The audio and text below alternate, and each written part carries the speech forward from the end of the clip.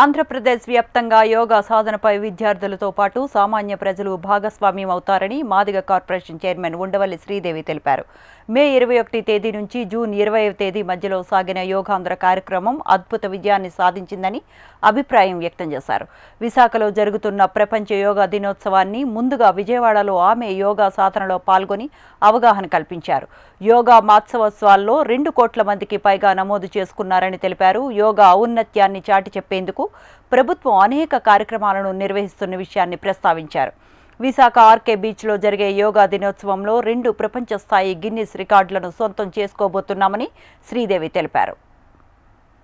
అయితే ఆంధ్ర రాష్ట్రంలో యోగాంధ్ర మనము మే 21 నుంచి జూన్ 21 కూడా మనము యోగాంధ్ర అని మనము అన్ని రకరకాల గవర్నమెంట్ కాలేజెస్ అయితేనండి అన్ని విభాగాలు కార్యాలయాలు అన్ని కూడా యోగాని బాగా జరుపుకుంటున్నాయి.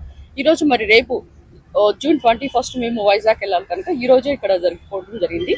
అయితే ఈ వైజాగ్లో మనము ఆర్కే బీచ్ నుంచి భోగాపురం ఎయిర్పోర్ట్ అంటే 28 కిలోమీటర్ల దూరంలో ఈ యొక్క ఏర్పాట్లు చేయడం జరిగింది. అంతేకాకుండా ఇందులో ఆల్మోస్ట్ 3,19,000 మంది పాల్గొంటారు. వాళ్ళకి గాను 5,000 యోగా మ్యాట్స్ కూడా ఇవ్వడం జరిగింది.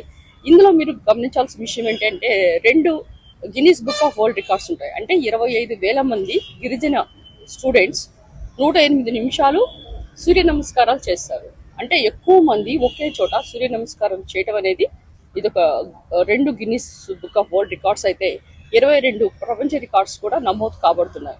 కనుక ప్రతి ఒక్కరు కూడా ఈ యొక్క యోగాలో పాల్గొనాలని రిజిస్ట్రేషన్ కూడా చేసుకోవడం జరిగింది. అయితే 2 కోట్ల మందిని మనం ఎక్స్పెక్ట్ చేస్తే 2,13,00,000 మంది కూడా ఇది ఎన్రోల్ చేసుకోవడం అనేది ఇక్కడ యోగాకి ఎంత ప్రాచుర్యం ఉన్నదో మనం గమనించాలి.